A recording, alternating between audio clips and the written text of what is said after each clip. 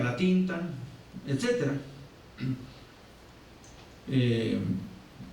Pinto, un compañero herrero que era su compañero de celda, que tenía recursos a través de su familia, le hace llegar algunos recursos ahí para hacerse de todo esto. Empieza a analizar los movimientos de la cárcel y, según el proceso, con un clavo ancho fue su única herramienta, y lo demás, bueno, pues fue astucia, y planean la fuga en la víspera de Nochebuena. Pensó que era el mejor, pero él ya tenía listas ahí todos estos documentos que quería dar a conocer como denuncia. ¿Denuncia a quién? En este caso no era como lo hacían los partidarios de Palafox o sus contrarios a través de esos panfletos, libelos o como quieran llamarse, sino que ya no eran en lo personal, y además tampoco eran anónimos. Estos eran contra una institución, es decir, contra la Santa Inquisición y contra los inquisidores. Aquí William Lamport o Guillén Lombardo, cuando escapa de la cárcel, lo primero que hace es ir a colocar estos libelos. Yo quiero llamarles libelos, no edictos, porque edictos no son libelos. El primero lo fija en la puerta de la catedral, otro más en la puerta del provincial, otro se lo hizo llegar al virrey. Y aquí ya hay algo interesante, porque se encuentra con un soldado del virreinato y pues le llama la atención. ¿Qué haces a esta hora? ¿Qué quieres? Y él le hace saber que venía de La Habana, que era cubano. Yo me imagino que hasta pudo haber hablado como cubano, y lo convence de que él trae un mensaje para el rey y le da una prebenda, es decir, algunas monedas para que se lo lleve, y aquel por ganarse las monedas, pues dice, pues sí la llevo, ¿no? Y esa fue la forma de hacerle llegar al virrey el documento. Otro lo fijó en la cruz de los talabarteros. Pues tenían una cruz, tradicionalmente ahí hacían algunas ceremonias, ahí consideró que era idóneo. Él huye con Pinto hacia Santa María la Redonda, según consta en el proceso, y en el camino coloca uno en la calle de Tacuba y el otro en la calle de Donceles. Y el último, ya cuando estuvo ahí ya escondido en la casa de un indio, que por cierto, bueno, pues también ahí los confunden con ladrones, etcétera, los piensan detener, y él se mete a fuerza a la casa del indio y lo amenaza y se queda ahí. Y el indio, bueno, pues se entiende, platican y dice, ok, te guardo aquí. Sin embargo, al día siguiente dice, no lo quiero aquí, dice, te vas a ir a la casa de un compadre, y lo manda a la casa de un compadre, cerca precisamente de donde estaba la Inquisición, la Santa Inquisición. Pero logra mandarle el último libelo, ¿sí?, al visitador del rey, que no era otro que el mayor inquisidor, ¿sí? Estos libelos, que mucha gente le ha solido llamar edictos, pues no eran tal, porque llevaban críticas agudas en contra de la Santa Inquisición, y comenzaban más o menos así. Don Guillén dice, soy Guillén Lombardo, bueno, respetuoso, etcétera. O sea, se da baños de santidad, de pureza, etcétera, etcétera, primero, para después entrar de lleno a decir y a denunciar lo que hacían los inquisidores, los miembros del Santo Oficio, ¿sí? Iban dirigidos principalmente con el arzobispo Juan Sánchez de Mañosca, que era el visitador del Santo Oficio, y de paso a los miembros, a los 6 u 8 miembros, pero usa unos calificativos que de veras hoy los leemos y la prensa de hoy no sé si se atreva a hacerle esos calificativos al presidente, en fin. Quisiera yo leérselos para que tengan idea de eso. Le dice, son alevosos insidiadores, le dice, alevosos insidiadores, insulsos homicidas, o sea, los acusa de homicidas, gente sin patrimonio, ministros diabólicos. Imagínense decirle al arzobispo primado de México, usted es un ministro diabólico, ¿no? Los acusaba de tentativa de homicidio, de abortos, nefastos engañadores, crueles tigres, fementidos, compradores de oficios apostólicos. Los califica de la gente más fascinerosa, soez, inepta, vil, común. Él decía que ellos ya de facto estaban excomulgados por una bula de Clemente II, que decía que todo aquel que era corrupto estaba excomulgado, o sea, dentro del clero. Y decía, si estos son corruptos, ya están excomulgados de facto. Así lo mencionaba en uno de sus, bueno, en todos, porque pues eran básicamente, prácticamente copias, variaban en algunas palabras, etcétera, porque todos los, no es como ahora, ¿no? Haces uno y en la imprenta te lo repites, no, pues aquel tenía que volverlos a escribir. Traidores, etcétera. O sea, les llamó como quiso. ¿Qué sería hoy este tipo de denuncias? Bueno, pues para aquel tiempo era esto sumamente grave, no tanto por el contenido en sí, sino porque él sí lo estaba firmando.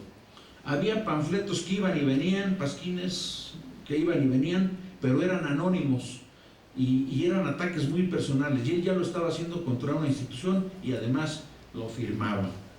Desde luego es arrestado prácticamente al día siguiente o en unas horas de que había escapado. Lógicamente recogieron esos documentos. Y ya en el proceso, durante el proceso, se conoce de otro documento que tenía muy interesante, que era el plan de acción que tenía. Después de hacer la proclama, él ya tenía listo su plan de acción. Y aquí estoy recordando que se me vino a la mente aquel programa de reforma política que hace José María Luis Mora en 1873 y que no se llevó a cabo y que después, bueno, lo retomó básicamente Juárez 30 y tantos años después.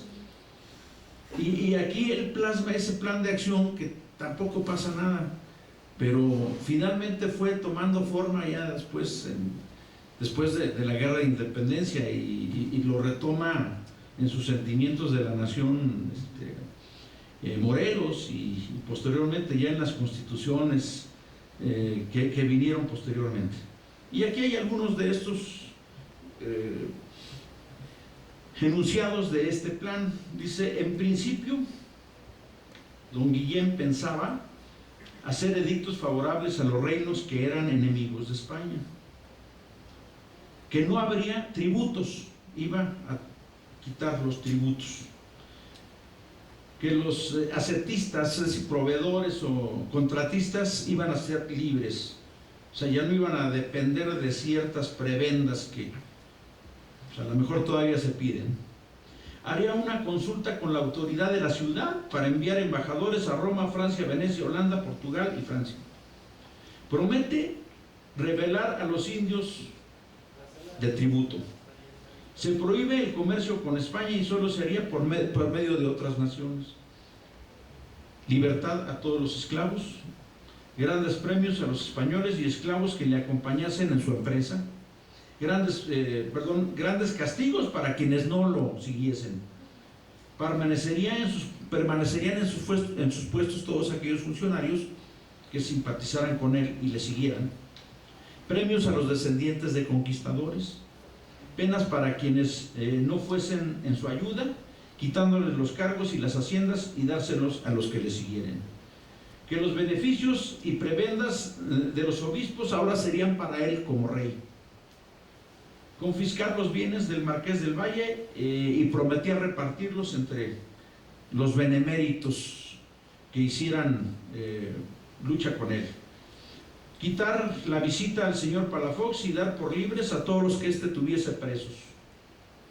Mandar soltar a los presos que tienen el Santo Oficio, menos los rebeldes y los que hubiesen reincidido. Promete títulos para quienes más le ayudaron. Y finalmente pide oración con Dios y hacer votos de dar renta a los conventos, de los que él se convertiría precisamente en patrono. Y también promete que al concluir el año casaría a 10 doncellas. Yo aquí me imagino que sería el padrino, ¿verdad? Les pagaría todo. A la distancia, ¿qué podemos decir de estos documentos? Bueno, pues son documentos importantes dentro de lo que es, o lo que sería una libertad para hacer una libertad de prensa, que hablar de libertad en aquel momento pues era algo soñado. ¿Sí? Tuvieron que pasar muchos siglos para que esto fuese una realidad, y sin embargo don Guillén fue valiente, lo firmó, lo hizo, y ahí están los documentos, por más que quieran desaparecerlo. Pocas son las personas que se ponen a estudiar un poquito a este personaje. No sé, tal vez no les ha interesado. Cuando yo lo comencé a hacer, pues pensé que estaba yo loco, ¿no? Pero como les decían los compañeros ponentes cuando los conocí, dije, pues ya no soy el único, ya somos 3, y no, habemos por ahí algunos que nos ha interesado esto. Hay mucho más que hablar de don Guillén Lombardo, pero creo que de eso hablarán las compañeras ahorita. Muchas gracias, agradezco su atención.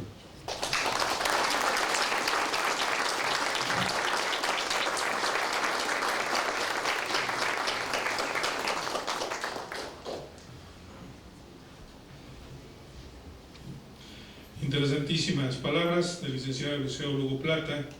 Agradecemos mucho su interesante disertación, y bueno, pues ahora ha llegado el momento de escuchar a la maestra Eloísa Mora Ojeda con Herejías y Nombres Secretos. Podemos poner a funcionar el cañón, por favor, avisar a las personas. Herejías y Nombres Secretos. Esta intervención se da en el contexto de un trabajo que hace la maestra Eloísa, en el cual se pretende retirar de la columna de la Independencia, más o menos, ahorita ya nos hará la aclaración, la estatua de don Guillén Lombardo de Guzmán, y trasladarla al Museo Nacional de Arte. Y bueno, pues con ese preámbulo vamos a escuchar a la maestra en sus comentarios. Bienvenida, maestra, gracias. Muchas gracias, buenas tardes para todos. Bueno, en lo que arranca la presentación, porque en este caso sí es una presentación que requiere las imágenes, no estoy segura que todos los presentes conozcan la efigie de Lampart. Se encuentra, es una pieza muy interesante, ya que se encuentra justo al interior de la columna de la Independencia. Es bastante peculiar, pensando que es un monumento que honra a los padres de la patria, y queda como la duda de pensar qué es lo que implica que precisamente un irlandés del siglo XVII, quemado en la hoguera por hereje, por lo que el auto de fe señaló en su momento, sea la columna vertebral de esta tradición que nos dio patria, ¿no? Ese es un primer punto que se vuelve realmente muy interesante. Ahora, podemos pasar a la siguiente. Sí. Muchas gracias, Gerardo. Entonces, Aquí lo importante, Herejía sin nombres secretos, es el título de esta pieza, que es una pieza de arte contemporáneo, que fue posible llevarla a cabo gracias a la invitación del curador de una exposición para el Museo Nacional de Arte, el doctor José Luis Barrios. Y la invitación se la hizo a una querida amiga y cómplice que es la doctora Mariana Botelli. Originalmente la pieza originalmente la concibe Mariana, y yo entraré a colaborar en un momento posterior, ¿no? Justamente por eso pretendo como enfocarme más a la colaboración que yo llevé a cabo en la propuesta ya final de la obra. Ahora, la siguiente, a ver si no tan rápido. Ok, ahí tenemos a Guillén de Lampart. Guillén de Lampart, a ver, vamos por partes. Voy a estar hablando de cómo producimos una pieza de arte que se llama Herejía sin nombres secretos, en la que efectivamente muchos de los datos biográficos de Lampart y posteriores, la manera en que queda inscrito en la historia y cómo llega a nosotros sus aventuras, más allá de la secrecía del archivo, es a partir de una novela de Riva Palacio, ¿no? Por ahí es que llega Mariana a conocer a este personaje, además de que si alguna vez hemos visitado la columna, pues seguramente nos llama la atención este efigie, ¿no? Ahora, es la siguiente diapositiva, por favor. Ahora, ¿cuál era la posición que tenía en un principio Mariana para realizar esta pieza? Era una operación muy sencilla conceptual. Es decir, ¿qué pasaría si como pieza de arte lo que intento hacer en una exposición en la que se quiere hablar sobre los bicentenarios, la independencia, el espíritu liberal, bla, bla, bla?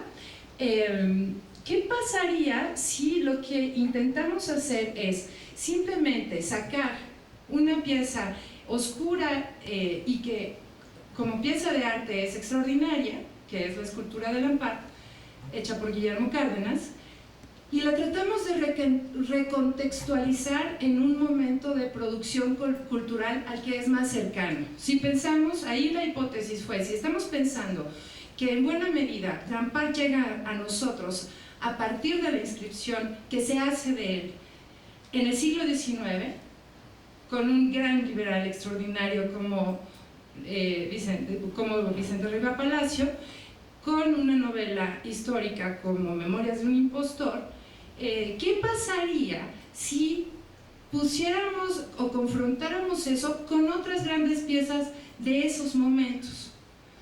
Uno de los ejemplos es esta pieza, que es una absoluta gloria de Rodrigo Gutiérrez, El Senado de Tlaxcala.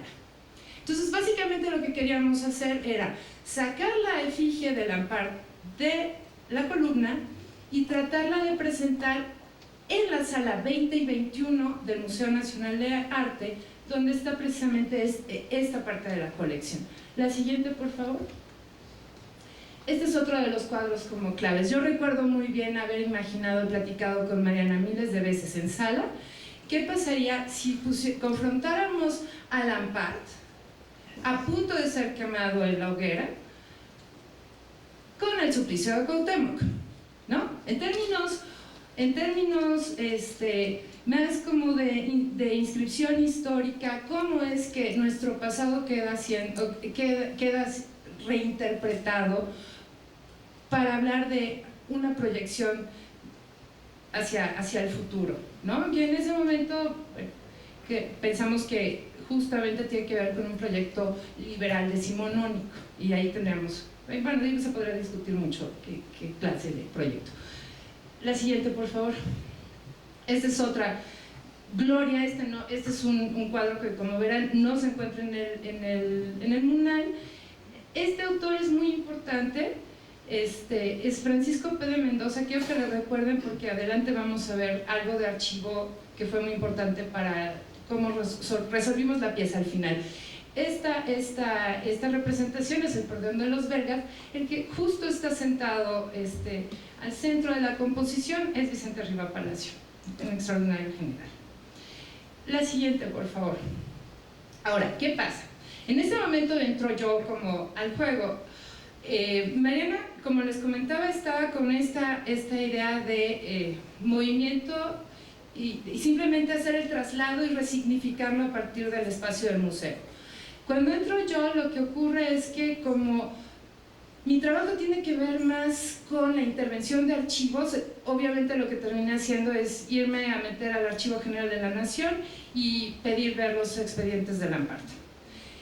Ahí descubro una cuestión que me parece fascinante. Este tomo hermoso es de hecho el índice que prepara Riva Palacio, porque hay un momento en el 19, o sea, cuando las leyes de reforma, o sea, como en términos generales, lo que hace es quitar, digamos así, el poder al clero, algo que va a ser como para el grupo que está moviendo esta iniciativa, va a ser crucial guardar los archivos. Y un archivo que era central era el de la Inquisición. Entonces uno de los encargados de custodiarlo y de posiblemente hacer un proyecto editorial sobre las atrocidades de la Iglesia en este órgano, bueno, pues fue Vicente Riva Palacio. La siguiente, por favor. Este es el interior de este índice, ¿no?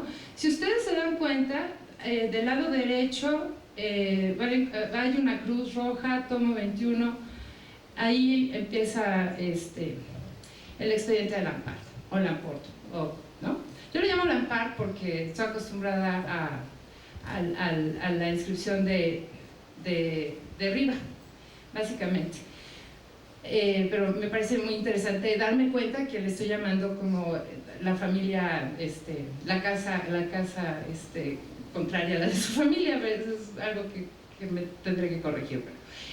Este es un como hecho que a mí me encanta, o sea, una cosa que para mí es extraordinaria, y aquí yo me doy la licencia como artista, que este es un objeto bellísimo. No me interesa, o sea, yo puedo generar una serie de hipótesis que en términos de ciencia histórica podría ser quemada en la hoguera posiblemente otra vez, pero por eso me dedico al arte. O sea, ahí tengo más licencias, aunque a veces también me quieren quemar. Pero si ustedes se dan cuenta, la grafía, Guillén aparece como que es algo que ya, no sé, yo tengo además la hipótesis, no sé si esta es la caligrafía de Riva Palacio, si tenía un escribano, pero van a notar que hay como distinciones en ciertos nombres. La siguiente, por favor. Esa la puse porque en verdad el siglo XIX es absolutamente glorioso. Vean qué caligrafía más bella. La siguiente. Ahí vamos a ver otra vez cómo aparecen los casos. Y otra vez Lombardo Guillén. O sea, es un nombre que me parece muy interesante cómo se destaca incluso visualmente. Y se podría generar como hay como